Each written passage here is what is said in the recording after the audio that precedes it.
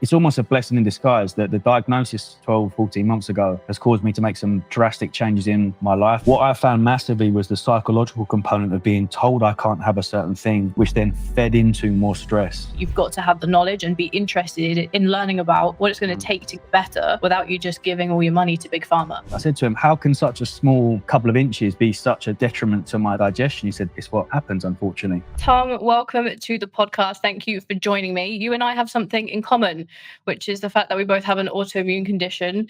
That means we shit ourselves when we get nervous. We're also retired bodybuilders.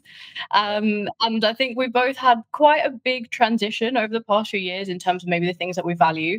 I think to kick things off, to someone who might not know or be aware of what inflammatory bowel disease, that umbrella term is, how would you describe it to them from your experience, from your knowledge?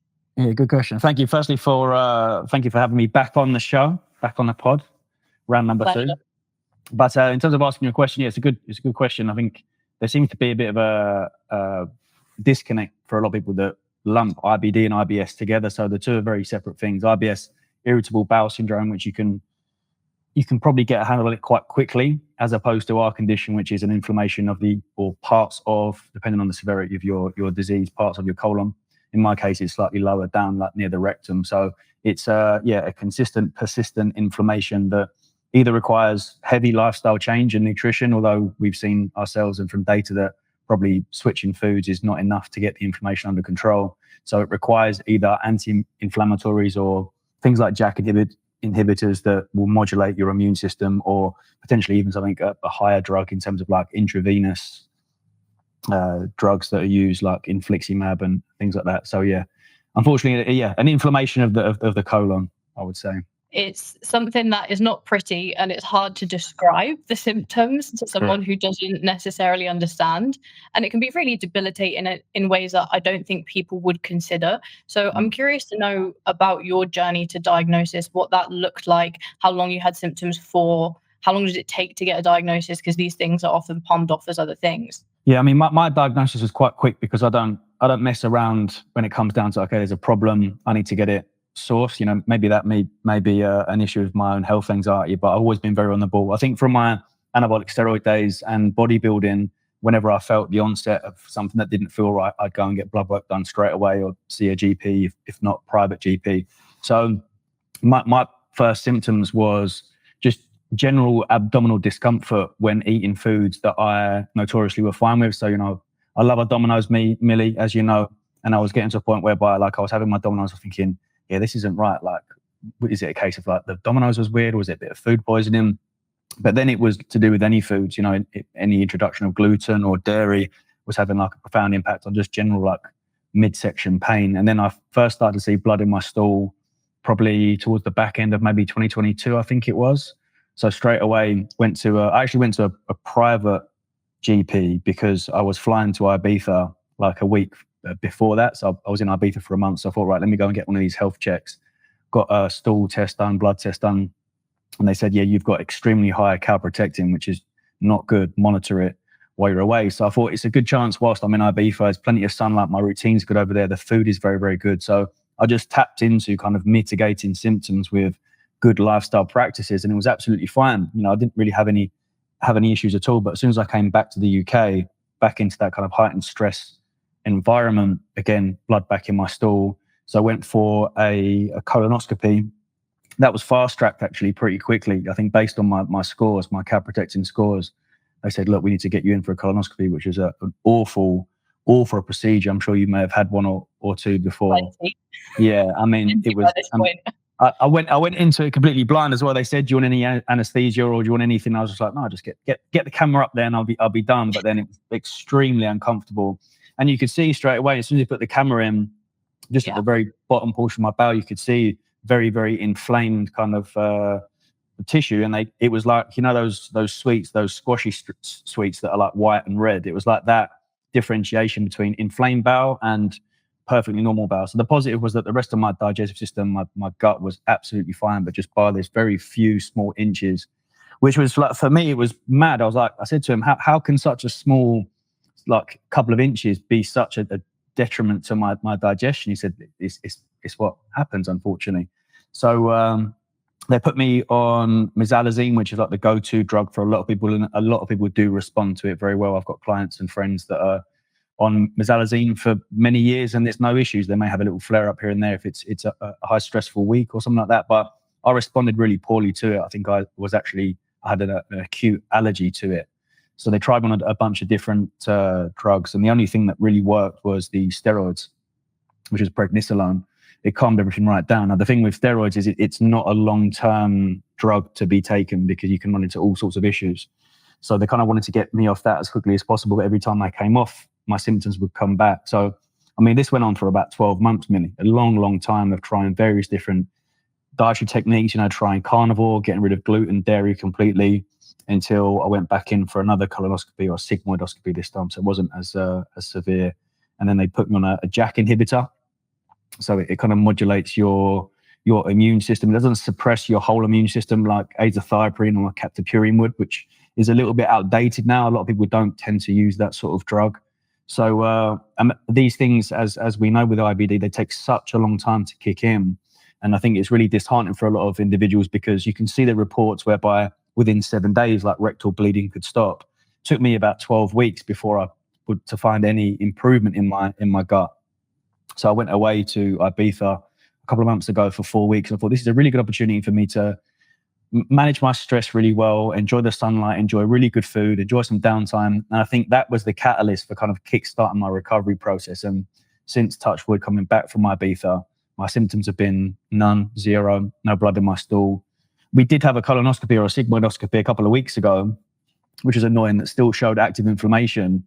And this is where there's always going to be a bit of a clash with doctors, because it was a case of like, well, okay, my inflammation is still there, it's still present, but we've been told that these drugs can take up to like 58 weeks. So hold your horses before you start escalating me on drugs or taking it. So I think at that point, and we know how the NHS works and the drug and pharmaceutical system works, it's, they want you on the next thing that's going to inevitably cause more profit for them. So for me, it was a case of like sticking to my guns and saying, no, look, I'm going to run with this for at least until the extended period of time that I can take it, because right now I've got my life back. So yeah, last 12 to 14 months have been very, very stressful indeed. And I'm sure we'll talk about stress as one of the drivers, but we seem to be in a position right now where, fingers crossed, we're in a good spot. It's really good to hear from your experience what people need to look out for when it comes to those symptoms, because your onset seemed a little bit more gradual compared to mine. Yeah. Mine was within 3 days.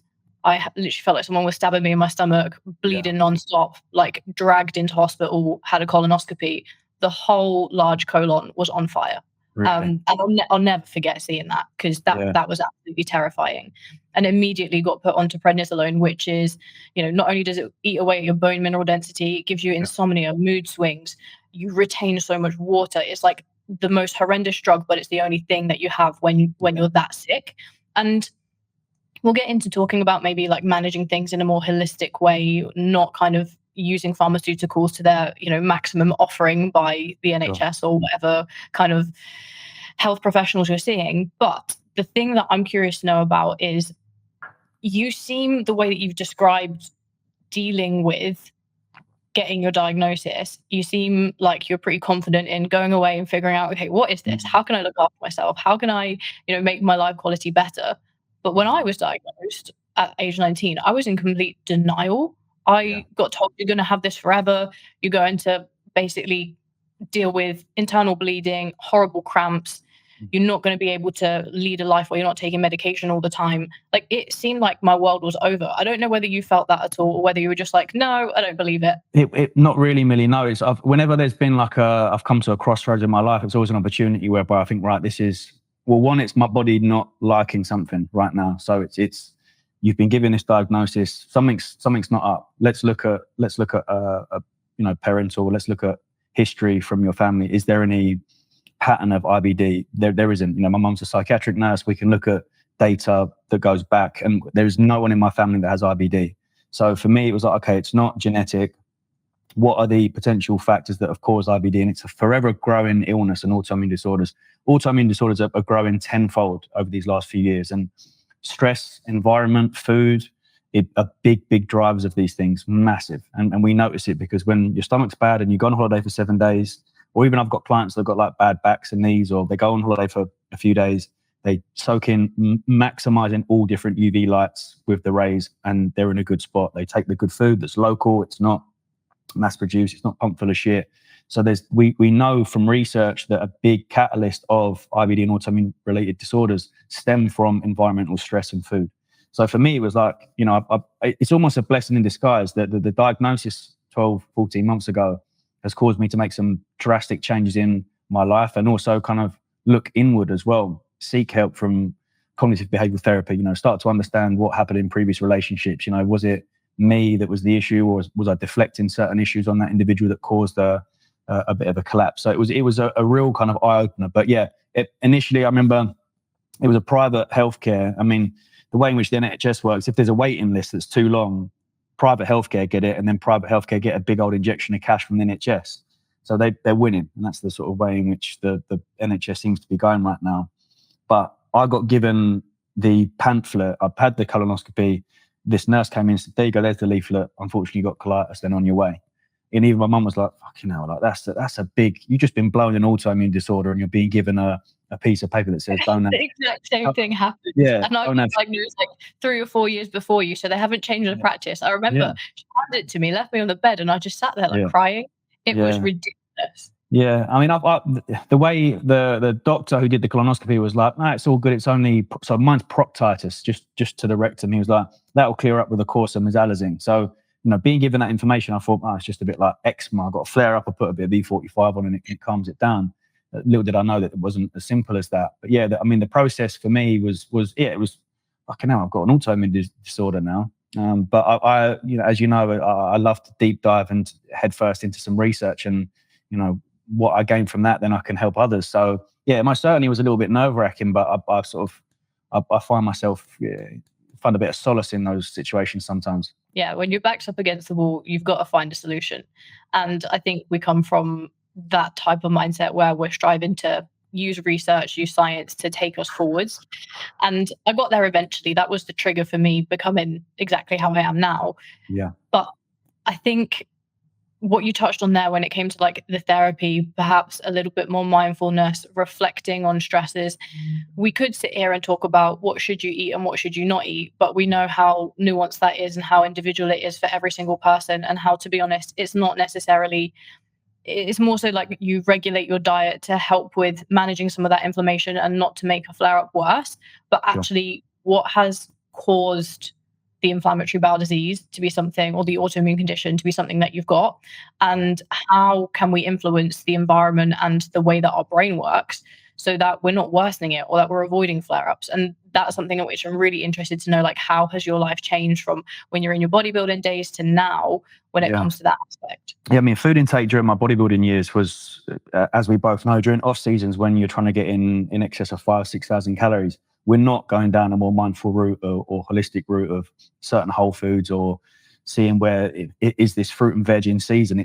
I need these calories. So, the cycle of going from very high calorie to very low calorie year in, year out is going to cause some issues with your stomach. But let's not be naive to that as well. On top of the fact that most certainly potentially anabolic steroid usage, caffeine stimulants as well. I used to wake up and have yohimbine and black coffee every single day on an empty stomach, using things like clenbuterol, thyroid drugs. So, I can't be naive to think that the bodybuilding years have not caused potentially this issue. But the more, when it comes down to autoimmune disorders in particular, the more that you deep dive into it, I'm a massive fan of Gabor Mate. I don't know, I think you've heard Gabor, Millie, that how much of it stems from trauma, from, self-fragmentation, some really severe like life issues that have occurred during that phase.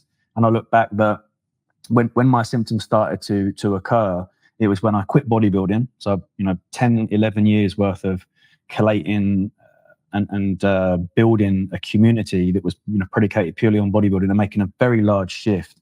And then that shift being seen with a drop off in followers, subscribers, clients dropping off, money was getting a little bit tighter.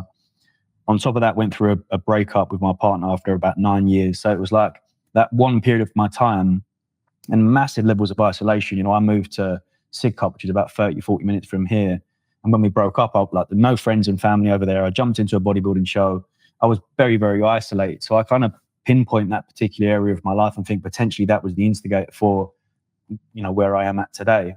But yeah, you're bang on about the nutritional standpoint. And I understand when the NHS say we can't really recommend, you not to have gluten, dairy, because some people can have dairy and some people can't. So they can't say don't follow that particular practice. What I found massively was the psychological component of being told I can't have a certain thing, which then fed into more stress.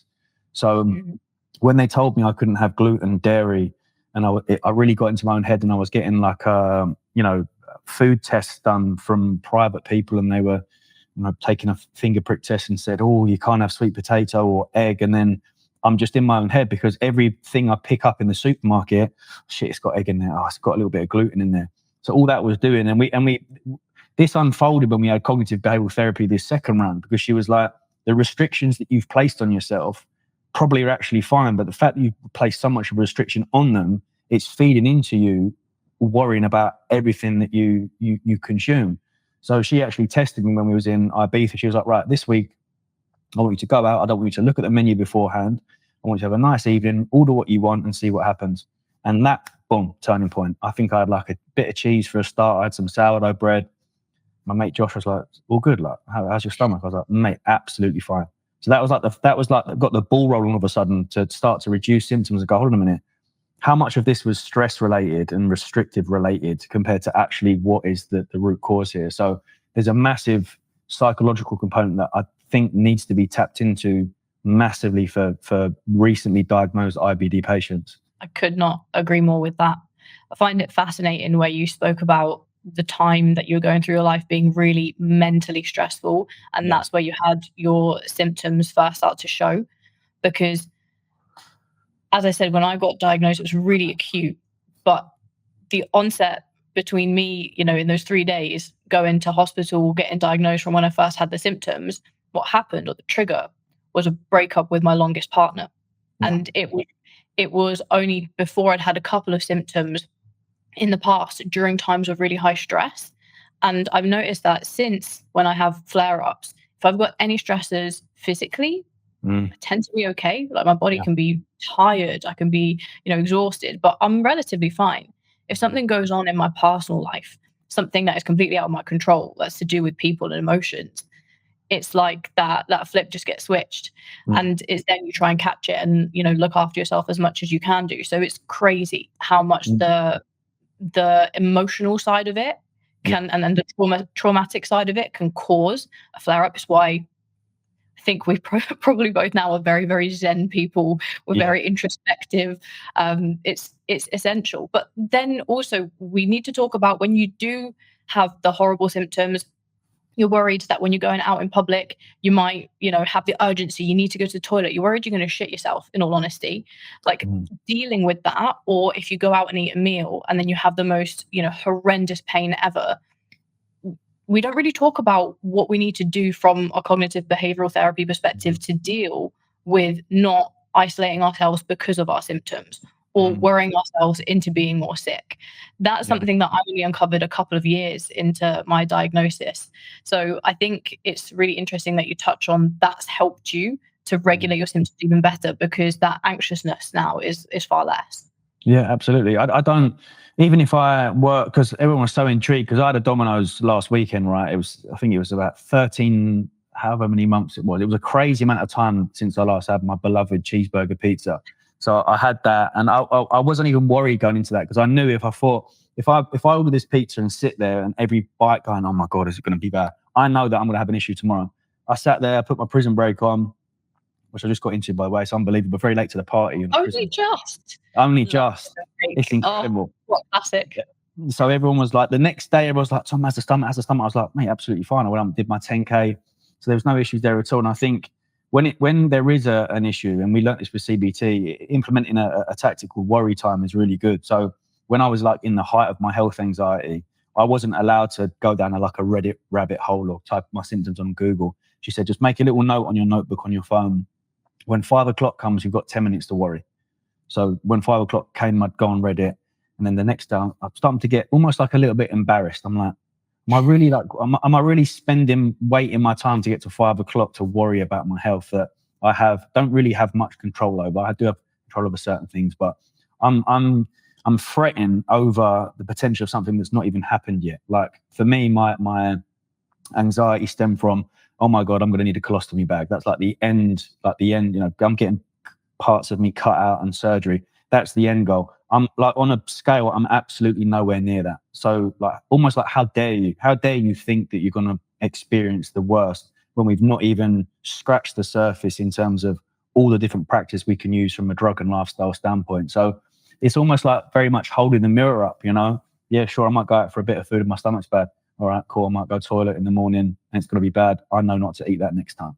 It's, that's what we have to think about. Absolutely. It's just staying as calm and stoic as possible and taking a lesson from it. But it only comes with practice. Yeah. When absolutely. I'm sure yourself and for me, we've got clients that come to us recently diagnosed with inflammatory bowel disease. Everything is a panic. Everything is a worry. So maybe to someone who's listening to this, trying to find out more about it, or they've only just been diagnosed, what are some of the key things that you would tell them to implement that you found have really helped you? Attack that sleep first thing. Regulate that sleep-wake cycle. Number one, start to feed into what and where your biological clock wants to be in terms of your circadian rhythm. That's the number one. Look at your sleep-wake cycle. Look at your sleep hygiene. Are you still on your phone? Are you experiencing way too much blue light before bed? That's the number one, to get that into place, because we know how much of an impact stress or regulation of sleep can have on stress.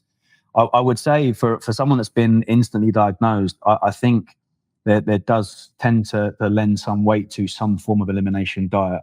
You don't necessarily have to go full carnivore and get rid of everything, because I think adherence to that is very tough. But I think for psychologically and mentally resilient people, going on like a 7 to 14 day carnivore run, whereby they do strip gluten and dairy, you've got to look at irritants. Basically, we know that caffeine's a big irritant. I'm sorry to people that love their coffee. I love my coffee. I didn't have coffee for about 10 months during my diagnosis. I just had the decafs. So you look at irritants like caffeine, you look at irritants like dairy, you look at irritants like gluten, and you also look at irritants that I still can't really have now, Millie, which is my leafy greens. That's the one thing that I can't have. Cruciferous veg, broccoli, cauliflower. I noticed that, if I have a roast dinner and go a little bit too hard on the broccoli, it's not pleasant. My gut's like, that amount of fiber I can't.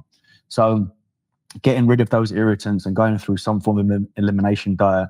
And that doesn't mean that your food doesn't have to be bland. Like I did a 7-day breakfast, lunch and dinner, no gluten, no ultra processed, no dairy on my Instagram.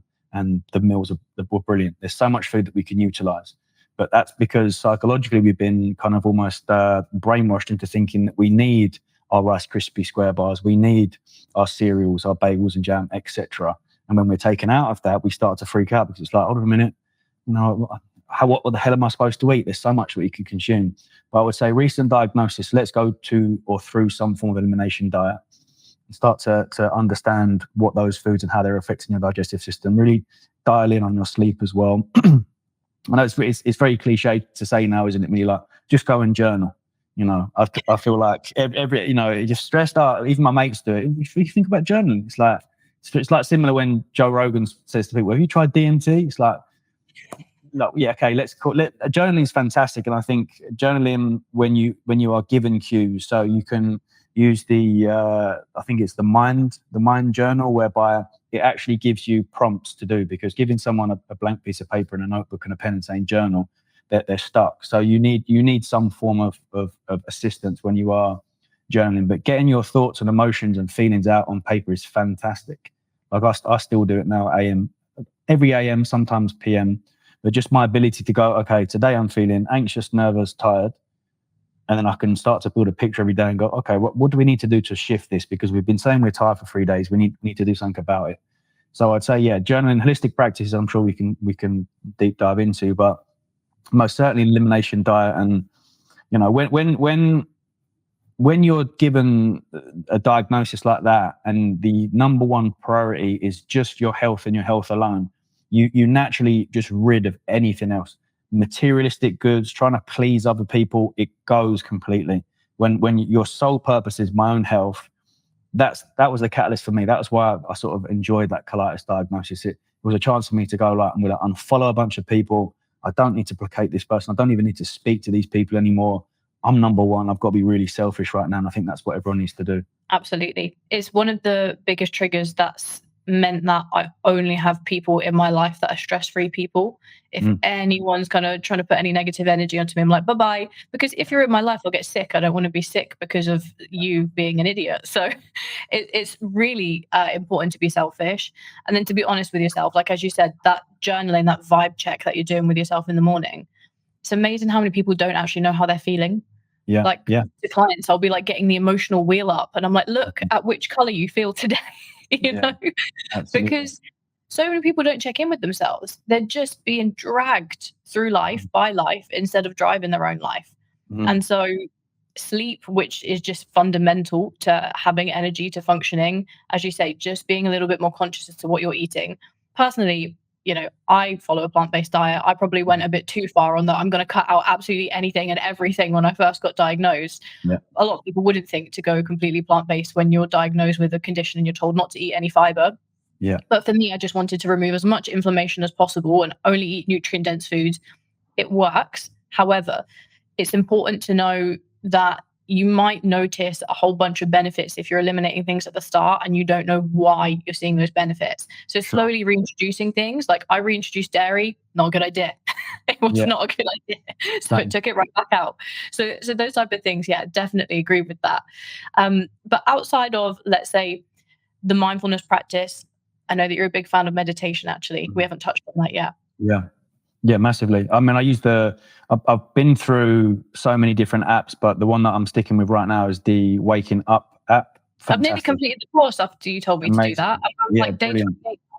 Yeah, good. And I think it starts at like the complete foundational level as well. I think a lot of, I think the other ones like Headspace, I think other apps, you go into it and they expect you to know what meditation's like. And it's really difficult because adherence to meditation is so hard because people start to meditate and then their mind goes everywhere and here, there, and they lose focus straight away. So it's about building, you know, even if we can take 30 seconds whereby you're just focusing on your breath and then turn that 30 seconds into a couple of minutes, into a few minutes, then you've cracked it. So yeah, meditation and yoga nidra as well. So is it non-active sleep, deep rest or something like that, which is Huberman's a big fan of, which is literally, you know, lying flat on the afternoon. It could be on your phone, but you're not asleep, but you're tapping into some form of REM sleep anyway, and then you get that reset. I prefer like a 20-minute nap anyway. You know, I'm up at like 5:30 most mornings. I do my run, swim, client check-ins, walk the dog, and then by like 11 after my food, I think I need a 20-minute nap before training as a nice little cognitive reset and a physical one too. But with the meditation can be any form. You know, you can take your dog for a walk in the woods for 30 minutes and just focus on what you are seeing around you, what you are smelling, what you are hearing. That's a form of meditation in itself. I think when we hear the buzzword meditation, we instantly think of like baggy trousers and incense and like I've got to look a certain way. It's not at all. You know, listening to a podcast is a form of meditation whereby you can just solely focus on for 30 minutes what this podcast host is saying. Yeah, it quietens the noise. And I think that all feeds into, if there's a lot of noise in your mind, if there's a lot of stress, if you're constantly in that fight or flight mode, you're just going to be exacerbating what your body is dealing with when it comes to that stress. Yeah. So we've got meditation, we've got sleep, we've got nutrition, journaling. What about supplements? Yeah, so supplements are an interesting one because it's targeting the inflammatory pathway. So if we can find supplements that have got a very solid backing for regulating inflammation, then happy days, include them. Liposomal curcumin, like turmeric, is a fantastic supplement. I had a deep dive when I first got diagnosed. So I'll take the supplement needs. Are you with supplement needs? Are you with them, guys? I'm not with them, but definitely recommend the supplements. Really, Dr. Dean knows what to do. Absolutely. Dr. Dean's a wizard when it comes, and he's suffered from quite severe digestive issues himself recently. I think he's celiac and he's managed to get on top of that. So the other supplement I'd recommend on an empty stomach to help regulation of mucosal healing, so the gut, would be L-glutamine. So 5 grams of L-glutamine upon wake, empty stomach. I'd also look into a very, very good probiotic. Now, a lot of people with IBD have gut dysbiosis, so an irregularity of the good and bad bacteria in the gut. So replenishing that gut bacteria with a good probiotic is key. It's fundamental. It's the one thing that I almost noticed quite quickly when it came down to my digestion, was the incorporation of that. There's so many out there on the market, and that some can be quite expensive. I prefer Simprove, which is a liquid, so it kind of it bypasses the stomach acidity because it's liquid, so it's going straight through, as opposed to a pill form whereby potentially, I don't think there's much to show that there's a lot of degradation anyway with pill form, but the liquid, it goes straight through and you get it. So Simprove's really good at the shot per day. You could use something like Visbiome, so VIS Biome, which is targeted for IBS and IBD. So it has a massive CFU count. It's got billions of CFU. So for individuals with quite severe IBS and IBD, they've seen like an improvement in stools. So IBS individuals in particular that haven't got IBD, they've seen real big improvements in stools and firming of stools. I know it's a little counterintuitive because we're recommended low residual and low fiber diets, but I noticed that to kind of bulk up my stools a little bit, just a fiber supplement, like it's one you can get from Amazon. It's like from an Indian brand. If I can remember it, I'll show it across. But some form of fiber supplement, I think, helped with me massively. So yeah, anti-inflammatories again, liposomal curcumin, potentially like an omega-3 as well, like a really strong, heavy omega-3, vitamin D as well, massive for individuals in the IBD community. L-glutamine. I would say a methyl B complex as well.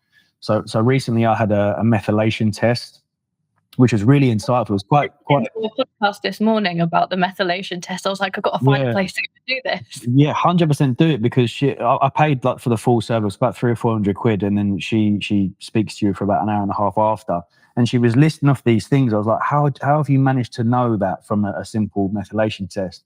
One in particular was I've got like a really slow release of dopamine when I eat foods that I enjoy, which causes me to binge. So she was like, oh, based on these, are you a binge eater? And I was like, well, yeah. I wouldn't say I'm a binge eater, but I do eat in excess sometimes on a Sunday. I can't stop. She said most people that will have that cookie will get that dopamine response and be like, oh, brilliant, I don't need any more. Whereas because yours is so delayed, you're constantly trying to get that dopamine and more and more and more. And then you only see an onset of that dopamine later on. So I thought, fucking hell, it's incredible. Whole host of other things that she talked about as well. But one of the recommendations was the methyl B complex. So I take a methyl B complex every single morning, which was fantastic. But yeah, I could pull the results up, I suppose, at another date. But yeah, I'd say methylation testing, based on what I've seen from it, I think they're quite important, quite productive. Yeah, definitely. I forgot the name of the biohacker that was talking about it. I know you have your opinion about the Diary of a CEO, but he was on there and he was talking about these methylation tests. Sure. So it's definitely something that's very unique to you, your body, how your body processes all of these different types of complexes. And it allows you to know black and white what you're deficient in. So that being aware of your health, having regular blood tests done is an absolute no-brainer. Like, you need to understand what's going on in your body. I think also we've touched on supplements there that are maybe anti-inflammatory, but I also think there's a strong place for supplements that, again, just help to regulate mood and cortisol. One that was a game changer for me when I was going through a really bad flare-up was actually CBD oil. So a really high strength, high quality CBD oil, anti-inflammatory, helped with sleep, helped regulate mood, even things like your typical ashwagandha, L-theanine, the things that are going to help promote better sleep. Like, to be honest, if someone saw my supplement cupboard, they'd be a bit confused as to what's going on. But you can go as intricate as you would like to. But the thing is that I think from what we've just had this conversation, you've got to have the knowledge and be interested in learning about what it's going to take to get better without you just giving all your money to Big Pharma. Absolutely. And this is a bit of a grey area, because nicotine, and it's highly addictive substance, but when I deep dive on the impact of what nicotine, some centers were giving transdermal nicotine to IBD patients because they've seen the effect of what nicotine does to mucosal healing. Now, colitis is coined the disease of the non-smoker. So it's very rare that you'll see smokers, because they're consuming nicotine, with IBD. So I'm bang on the vapes, and I started vaping around the time that I was in Ibiza. So, and the other thing that's really annoying with IBD is that you might introduce all these little things, then you're like, oh, what one's working? Like, so there almost needs to be like an elimination within that. If I take my nicotine away and then my symptoms come back, could it potentially have been that? But nicotine transdermal, I think when you're looking at how to ingest nicotine, vapes aren't the best. We all know that they're not great at all, and I hold my hands up, but no one's perfect. But like nicotine gum or maybe like a transdermal patch may be quite beneficial for someone as well. And then, yeah, you spoke about CBD. Absolutely. I mean, again, I will smoke cannabis if I'm going through quite a severe flare up. Again, not ideal. And the impact of what cannabis does on your sleep is not great. Very similar to alcohol, that doesn't allow you to get into those deeper stages of that recovery. But for me, when I need to kind of get out of that mode and that mindset quite quickly, cannabis, it is fantastic. You know, the private doctor said, look, it's not something that I recommend personally, but all of my clients will occasionally smoke and try and find one with slightly lower THC, higher CBD, a certain type of strain. I noticed that when I went to Amsterdam as well. I went to Amsterdam in like the midst of a flare and had like the best 3 or 4 days of my life. I was having beer, I was having, you know, a couple of joints here, and I was having food that I wasn't supposed to eat. And I thought, yeah, you know, might be the environment, might be the cannabis as well. So yeah, it's a bit of a touchy subject, but most certainly if you're not interested in cannabis, then go for a very, very heavy form of CBD. Yeah, just don't forget to take the CBD vapes out of your suitcase when coming to Dubai, because that was a close call for me once when I first came here. So yeah, just make sure that wherever you are in the world, that you're doing things in the most safe way. I think as well, with the other things that you've listed there, like nicotine, you know, nicotine gum in the morning with a little bit of caffeine, if you're in a good spot too, you've got, you know, the cognitive benefits as well. So this is why we could record a whole nother podcast on the supplement side of things. I'm curious to know about where you've transitioned to a new style of training since bodybuilding. Has your diagnosis had any role to play in that? Or was it more so that you decided it was time to transition to focus on longevity, and at that same time is where the diagnosis came up? Yeah, really good question, Millie. It was almost coincidental in the sense that that last prep in 2021, when I probably pushed higher drugs than I would before, getting blood work back that I wasn't really impressed with. And that was that point, and obviously there was discussions with my partner, like having kids, and then obviously that relationship came to an end. So it kind of put a bit of a hold on, like, okay, I need to come off gear now anyway. But I think it was at a point in my life where I was like, I don't want to be a pro here. I don't want to be Mr. Olympia. I am in some way killing myself, both physically and psychologically, when including compounds like trenbolone. You know, I've fallen out of love for the sport. And I always said, as soon as I felt like bodybuilding was becoming a chore, it was time to switch and make that change. So yeah, most certainly the colitis diagnosis instigated that, okay, I need to look after myself here, because if I continue down this path and ignore it, that a lot of men and women do, and allow the inflammation to spread and ultimately get my colon removed or something, then that's going to be a very unhappy Tom. So yeah, and also like the bodybuilding's impact of like the skin, you know, like I was looking in the mirror and thinking, I'm not even 30 yet. I want to head into my 30s, good skin. I want to be fresh. I want to be fit. I want to be active. I want to be like the old Tom, because I was a swimmer for a long time, played football, played cricket. I was very, very active. And then during the bodybuilding years, you lose that. Obviously, it's quite hard to try and master all disciplines. So yeah, but it was just also an excitement to try a new discipline, a new modality as well. So I jumped straight into the conditioning world of like high rocks and had a great time. But I think during that time, the enjoyment was dissolved quite quickly, because I then saw the impact of what that was having on my actual career. You know, I kind of went full steam ahead. It was brilliant. But then I was like, hold on a minute, Tom, we've got a business to run here, mate. We can't just go and do high rocks. So then it was kind of a case of, I was a little bit frantic. I think, right, let me get all my lost followers back. Let me go back on anabolic steroids. So I kind of almost made a wrong decision for doing that. I had some personal desires to want to go back on gear, but yeah, most certainly the shift has been a longevity standpoint, but again, just enjoyment. Like I genuinely love running. I love cycling. I love the community and people what come with that. And I think when you are in that bodybuilding world, I think again psychologically, when you're in a bodybuilding state of mind, you're very jealous, because the sport is predicated on what and how someone looks. You know, subconsciously, you're just sort of looking at other people, and I wasn't a very nice person during my bodybuilding years. And I feel like since leaving the state, not to say that there's not nice bodybuilders, there's bloody loads of them. They're lovely people, but I felt I need to get away from this environment. I was attracting maybe the wrong sort of people. The byproduct of that was then also being fed into my on-screen persona. You know, I thought my wealth was, or my following was predicated on what I was wearing, the money I was spending. It was like, we need to get away from this. So then, yeah, made the switch into this time round. doing my bodybuilding, still talking about nutrition and bodybuilding, but slowly incorporating some runs and some cycles and some swims, and not necessarily talking about it too much until I got the questions. I live with a sub-3 marathon runner, incredible talent. I mean, that's just like a stereotypical raw talent type of individual. Did the half marathon on Sunday, hour 18, probably the only two people that were in like a regular night tee compared to all like the club runners. So it's like we're onto something here. So living with him has been fantastic, and he himself is like a stoic in himself. It's incredible. He's like my daily therapist anyway. But I just think being around that environment and having the dopamine reward system and the feeling that you get, you know, squatting 6 plates on a hack squat or Cybex is brilliant, but it doesn't compare to the feeling you get when you finish a 10K or when you finish a 1K swim. They run on different parallels completely. You know, I most certainly loved those years when I was in the gym with Josh and Joe throwing around big weights. But then I thought, what am I loving? I'm loving the ego. I'm loving the fact that I'm going into the gym and people are turning their head and thinking, fucking hell, Tom's big. Whereas like with the running and swimming and cycling, I'm getting so much endorphin release from it because it's like an internal, well done, like we got a better time, we swam stronger.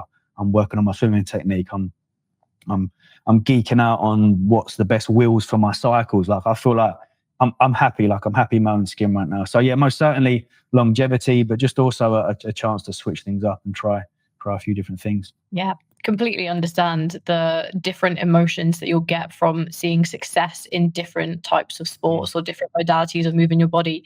Even I noticed that quite a lot during, I started doing yoga like a year ago, and I was doing these inversions and headstands, like kind of similar to gymnastics. So I was like, shit, my body can do that. And that you lose that when you've been training the same way for a really, really long time. You do. I'm curious to know, did you have any experience after obviously coming off of anabolic steroids? You know, you lose a lot of mass, you lose a lot of size, you see your body change really quickly. And, you know, you'd think that a bodybuilder is conditioned to seeing their body change very, very much so. But how did that feel? How did you deal with that? It was tough. It was tough because I went down. So for any listeners, PCT is called post-cycle therapy, which is essentially a combination of drugs to help kickstart your natural testosterone back to where it's at. That's generally what PCT is. I went in there completely cold turkey because there's a couple of videos, or there were a few videos and podcasts circulating where it was like, okay, let's see how your body responds without taking more drugs. You know, if you come off testosterone and within 6 to 8 weeks you start to see those levels increase, brilliant. You know, you're back into that regular range. I experienced that. So I came off, I think it was maybe October time. By the start of January, FSH, so follicular stimulating hormone, and LH, luteinizing hormone, were back in play. So I touched no drugs. My body had gone right. We've been on gear for like 9-10 years. I was not expecting to respond so well. My testosterone topped out at around about 15 nanomolar. So the scale is between 9 nanomolar and around about, it differs between lab to lab, but maybe like 29 to 30. So I'd say I was like slap bang in the middle of where maybe like average, maybe a little bit lower than average. I did feel that because I know what high testosterone feels like. I know what even higher super physiological levels of testosterone feel like. But I was working, I was moving. Recovery was a little slower. There was most certainly big noticeable differences. So I then made that decision after a few months down the line, I think it was about 6 or 8 months, to go back on gear, to go up into a little push phase. And that was because I'd felt like I'd lost a lot of size, I'd lost a lot of power, I'd lost a lot of strength. I was like, right, if I can undo all of that by going on a 12-week cycle and kind of regaining my old self, and then sensibly either coming off or staying on TRT. I've stayed on TRT, so I'm on 150 milligrams per week every Monday, but it's enabled me to just flatline completely. So it is tough because when you place so much emphasis on how you look and how the impact of how you look affects placings on stage and how your career is, and we know that big juiced up bodybuilders get high engagement. You know, me and my lycra in my bike gear doesn't get, well, it gets certain engagement, I suppose, but it takes a little while to detach from that mindset of going, look, Tom, it's okay that you're not a bodybuilder anymore, and I'm perfectly fine with that. I still have little flitters here and there. I spoke on my YouTube last week when I was in Cambridge, and that was just purely because I was around Joe. Joe is a man mountain. I mean, he's a Goliath. So just subconsciously being around that, I thought, I wouldn't like to look like that again. I tell you what, so I think I had a little bit of gear. But it was more of a case of and someone made a really good point, because I kind of admitted out on YouTube, and they were like, do you still feel lost? Have you got some identity issues? I was like, no, not at all. I'm just very well aware that I'm not going to be an Olympian triathlete. I'm not going to be a pro bodybuilder anymore. I'm actually in a really nice position whereby throughout my lifting year, 12 months, there might be periods whereby I go a little bit more on the high rocks and I pull back on the physique development. Once that's done, I might go a little bit harder on the physique development and pull back on the triathlon side of things. So I think that's the beauty of not necessarily being all in on one discipline. And I think with bodybuilders, and in bodybuilding in particular, without them knowing, they kind of create this dome around themselves whereby the thought of running or the thought of cycling is no way, that's going to impact my physique massively. And that was me. I done it for so long. You know, the thought of me even doing a run or a 5K whilst I was bodybuilding, I immediately thought I'd lose 2 kilos of muscle and I'd lose my size. It's not the case at all. So when that dome slowly begins to dissipate a little bit and the eyes open and the vision broadens, all of a sudden you're like, oh my God, that bike looks really nice. That bike outfit looks really good. Or I can get back in the swimming pool. I can do all these things and still look a certain way. And once the penny drops for the people like that, then you're in a really good position. Absolutely. It becomes really fun to be able to move your body in different ways, find your passions. I think actually the people that you meet, that's a really important thing to talk about, because when I stepped away from bodybuilding, I thought that I was going to have like lost the community of, not even a community, my internet friends, right? Yeah. So I thought that I would lose them. Perhaps I'd be a bit confused in terms of actually knowing what way do I coach now? It's not to say that I was completely coaching, bodybuilders, physique competitors. That's not the case whatsoever, but very much so driven down the physique development route. And that's something where when your values change, your business model kind of needs to change. And if you haven't got clarity on what you're doing, and yet you're still misaligned, or your business is misaligned with perhaps what your new values are, it can be a really difficult time. So how did you see your business transition? How did you deal with your values and maybe your business model not being aligned? Yeah, I mean, when I say I jumped into the high rocks conditioning world, I really jumped in. So I remember going to Ollie March on, it's over in Stratford. March on, just as a brand, is incredible. That they've really tapped into that conditioning functional space, if you want to call it that. So I went on a bunch of courses. I spent about nearly $2,500 in terms of like the level 2 and level 3 PFC, I think it's called. I became a student again, which is what I missed. I missed being the student. That's why I always, even when Huberman's on another podcast with like Chris Williamson, I will sit down with a notebook and just, I might have written that 1,000 times about how important light is, but there's always little nuggets that you can soak in again. So I became the student again, but in doing so, all of my consult calls were, hi Tom, I want to get into the conditioning world.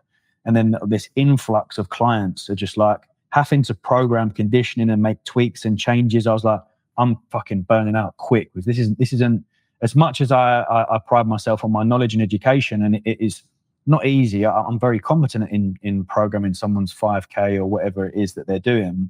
It felt very, very overwhelming. So I had to just sort of stop it and say, right, guys, I'm a physique development coach here. Okay.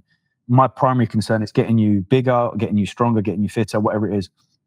So we're going to leverage with that. However, if we set you cardio for the week, if I set you like maybe 500 calories off of cardio, we can do whatever the fuck we want to do when it comes down to that 500 cardio. It could be, if you love the Stairmaster, I've got so many clients that love the Stairmaster, and that's fantastic. But if you want to switch things up a little bit, we can easily do an EMOM on a ski erg and a row machine. That's absolutely fine. And I think that sat with me really, really nicely. So now with the incorporation of the triathlon work I'm still doing, the consult calls are very much still predicated on physique development. But the plan is to obviously go into collaboration with Josh, my housemate, and create some form of hybrid coaching whereby I'll take the physique development, strength progression side of things, and he, because he's a wizard and he's a runner himself, will take individuals through differentiating varieties of where their progressions are at with their running through their running. So I think that way, if you are someone that has maybe made that change, who is predominantly a physique development coach, either learn about it, but again, as Kipchoge says, vitamin N, learn to say no. If someone says to you, I want to do this, and you say, unfortunately, I'm a physique development coach, however, I could recommend X, Y, and Z, that's all good.